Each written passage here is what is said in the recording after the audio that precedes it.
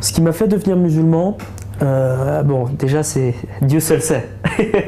Voilà, si Dieu veut, on devient musulman, et ça, on le ressent vraiment. Je vais expliquer un peu plus après pourquoi, mais on le ressent vraiment, parce que sur le moment, on devient musulman, on comprend pas vraiment pourquoi. C'est après qu'on réfléchit par la suite.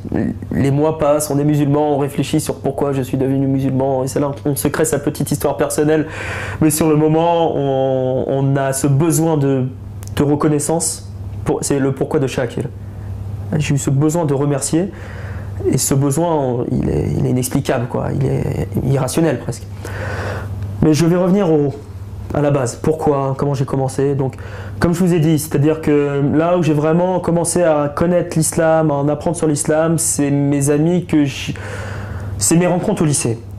J'ai eu plusieurs très très bons amis, dont un qui va bientôt se marier, Inch'Allah.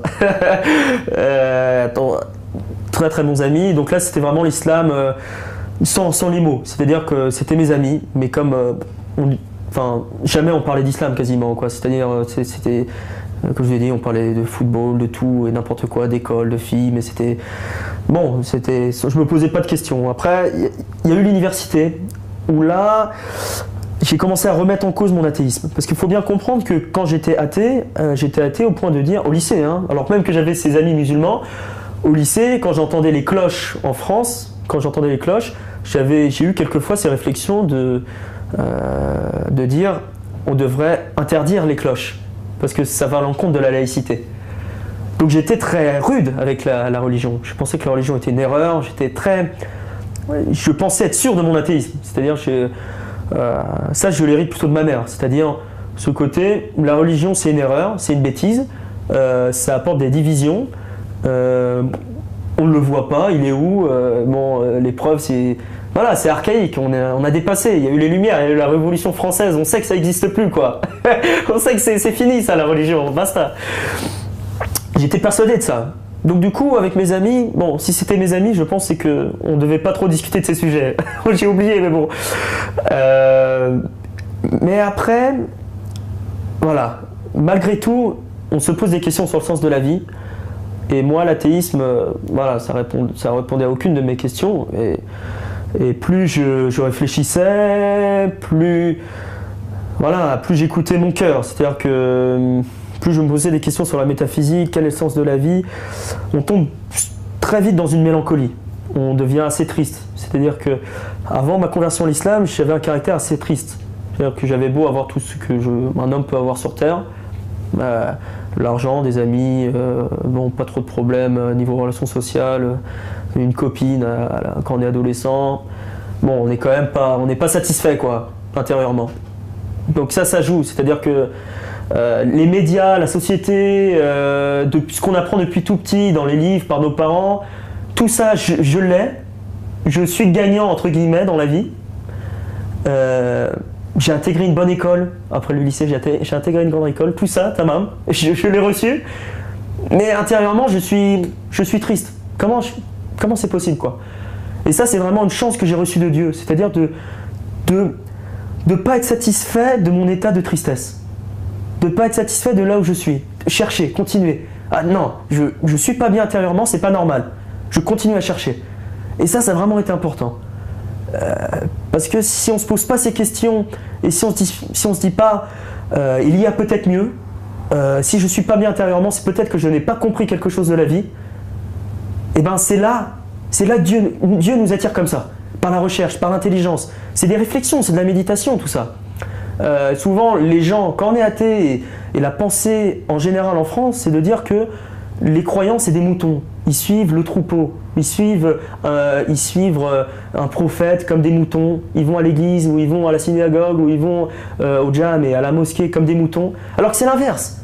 On est dans une société française qui est majoritairement athée, et donc la réflexion, elle est justement, c'est une critique, c'est de l'intelligence, c'est d'aller à l'encontre de la majorité des gens. Donc c'est l'inverse de suivre le troupeau, c'est vraiment de se dire, il y a peut-être quelque chose que je n'ai pas compris, il y a peut-être quelque chose que la société n'a pas compris, je me remets en cause. Et c'est pas si simple qu'on peut le dire.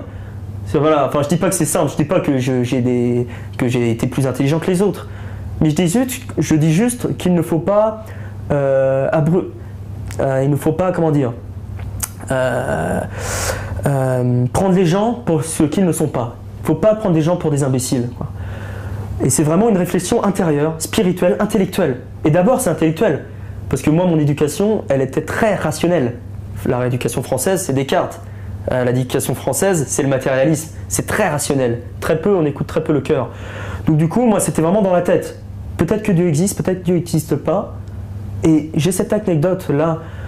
Donc c'était à cette époque où j'étais à l'université. Je réfléchissais beaucoup, je lisais des livres sur l'islam, mais aussi des livres sur la théologie, c'est-à-dire que je recherchais. Et je discutais avec des gens qui, eux, étaient athées. Je leur ai dit un jour, c'est quand même dingue, c'est possible que Dieu n'existe. Enfin, Dieu existe ou Dieu n'existe pas, mais on ne sait pas. Les deux sont possibles. Et ils ont rigolé, ils se sont moqués de moi en disant, bah, bien sûr que c'est possible. Et bon, je me suis senti un peu bête sur le coup. Mais en même temps, après, je me suis dit, mais oui, mais si on va jusqu'au bout de la réflexion, Dieu existe ou Dieu n'existe pas?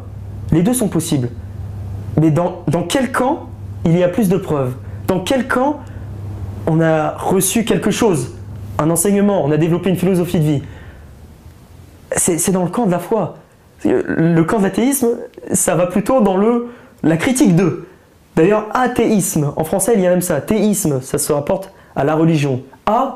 Ça se rapporte à la négation du théisme. Athéisme, c'est toujours par rapport à la religion. Donc du coup, voilà, j'avais cette réflexion de se dire, bon, je remettais en cause ce que je pensais savoir. Ça a vraiment été très important. Et après, pourquoi l'islam? Pourquoi pas une autre philosophie de vie? Ça, on m'a souvent posé cette question. Et ça, pour être honnête, je ne me suis jamais posé cette question. C'est-à-dire que ça a toujours été vers l'islam. Quand je me suis posé la question de Dieu existe peut-être, ça a été en islam. Jamais dans le catholicisme, jamais dans le judaïsme, le bouddhisme, jamais. Pourquoi? Je ne sais pas. Sûrement mon milieu social, comme je vous ai dit, j'avais des amis musulmans avant, donc peut-être que eux étaient plus croyants que les chrétiens que je connaissais qui n'étaient pas croyants, donc c'est peut-être ça. C'est-à-dire, quand je pensais à Dieu, je pensais au Dieu des gens croyants, donc à l'islam. Je pense qu'il y avait de ça. Et aussi, la religion islamique allait vraiment était vraiment cohérente avec ma pensée d'avant. C'est-à-dire, à la fois, était pas cohérente dans le sens où l'athéisme et la religion, c'est deux choses différentes. Mais en islam, il n'y a pas d'église. En islam, il y a un lien direct entre Dieu et l'homme. Il n'y a pas de prêtre ou de pape qui fait l'intermédiaire. En islam, il y a un accès directement au livre. Si on parle arabe, on peut lire le livre qui a été révélé comme il a été révélé au prophète sallallahu alayhi wa sallam. Paix et bénédiction sur lui. En islam, il n'y a pas d'anthropomorphisme. C'est-à-dire que Dieu, comment on aborde Dieu? On aborde Dieu avec des noms. Le vivant, l'éternel, l'aimant, le donnant, le miséricordieux. Tout ça, c'est des choses... Si on va voir n'importe quel athée, on lui dit « Est-ce que tu crois à la vie ?» Il va nous dire « Oui, je crois à la vie. » Si on va lui dire « Est-ce que tu crois en Dieu ?» Il va dire « Non, je ne crois pas en Dieu. » En islam, la vie et Dieu, c'est la même chose. C'est deux noms pour le même concept, pour Allah. Donc du coup, ça c'est des choses aussi, quand on l'apprend, ça rentre dans la tête. Le temps que ça arrive au cœur, ça met du temps. Mais ça rentre dans la tête et ça ne ressort plus. Aussi, il y a une chose qui, moi, a été très importante. C'est toujours une réflexion intellectuelle au début. C'est se dire, Dieu, il n'a pas besoin des hommes. Alors pourquoi il nous demande de prier? Pourquoi il nous demande de faire telle ou telle chose, par exemple? Par exemple, pourquoi il nous demande de prier avant de donner la zakat, le don, l'impôt obligatoire en islam? Et dans le Coran, quand des frères m'ont expliqué que dans le Coran, la salat, la prière, vient toujours avant la zakat, l'impôt, l'aumône obligatoire. Pourquoi? Parce que si on n'est pas bien soi-même, on ne peut pas faire du bien aux autres. Ça, c'est des questions qui m'ont été... C'était comme des petites épines dans la tête qui m'empêchaient de prononcer la shahada. C'est-à-dire, c'est comme si, à la fin de ma réflexion, on va dire que ma réflexion autour de l'islam a duré 3 ans. Mon entrée en université, j'ai commencé vraiment à réfléchir, à lire des livres, à discuter avec les frères. Pendant 2 ans, 2 ans et demi. Et après, j'ai prononcé ma shahada. Mais pendant ces 2 ans et demi, mon comportement, bon, n'était pas trop ça. Et puis, j'avais ces petites épines intellectuelles dessus. Et ça faisait partie de ces épines-là qui ont été enlevées. C'est-à-dire que, non, bah, c'est être bien soi-même pour donner aux autres. Comment ça se fait que Dieu est si grand et qu'il va nous demander d'interdire qu'il va nous demander de ne pas manger de porc, par exemple. Mais c'est justement ça, la grandeur de Dieu. C'est-à-dire qu'il crée les univers, mais il crée aussi les microbes qui sont à l'intérieur de nous et qu'on ne voit pas. Donc c'est ça la grandeur de Dieu. Donc tout ça, voilà. Je suis un peu long. Je vais juste expliquer le pourquoi je me suis converti vraiment. C'est-à-dire que ça, c'est vraiment le cadre général, ma réflexion, comment j'en suis arrivé à me rapprocher de l'islam. Et après la shahada, l'attestation de foi, ça s'est fait de façon beaucoup plus irrationnelle, beaucoup plus spirituelle. C'est-à-dire que j'avais ce fameux frère chrétien, il est parti en Égypte 1 an pour apprendre la langue arabe. C'est la même année que moi je suis parti faire un stage de 6 mois à Londres. Donc cette même année où j'ai pu voir, je pense que tous les excès de la société matérialiste, je les ai vus là-bas. Et en même temps, j'ai continué cette réflexion par rapport à la vie spirituelle, à l'islam, etc. Et quand j'ai terminé mon stage, j'ai rejoint mon ami en Égypte, parce que c'était la meilleure occasion de visiter ce pays. Cet ami habitait là-bas, il avait déjà un appartement, c'était simple, quoi. Donc je suis parti là-bas. Et là-bas, bon, l'ambiance atmosphère est beaucoup plus forte, bien sûr. Et lui et moi, on était très proches dans la pensée philosophique, intellectuelle, métaphysique. On était très très proches. Donc on était très... Même si on venait de parcours différents, on était très proches sur la métaphysique, sur le fait de dire que bon, l'homme sait peu de choses, mais il est là quand même, etc. Et lui s'est converti à l'islam. Et quand il s'est converti à l'islam, je crois que ça a été un déclic. C'est-à-dire, je crois que j'avais besoin de voir, j'y arrivais pas à me jeter à l'eau, quoi. C'est-à-dire que ça faisait 2 ans, 3 ans que je m'intéressais à l'islam, que je me rapprochais, mais j'arrivais pas à sauter dans le bain, quoi. Et lui s'est converti. Et donc c'est dans la rue comme ça, quoi. On marchait un jour au Caire et puis il me dit Léonard, je me suis converti à l'islam, quoi. Donc j'ai commencé à rigoler, je lui ai tapé une petite tape dans le dos, on a rigolé et puis il a commencé à voir le Coran à la maison, etc. Donc j'ai commencé à lire la traduction directement, chose que j'avais jamais fait avant.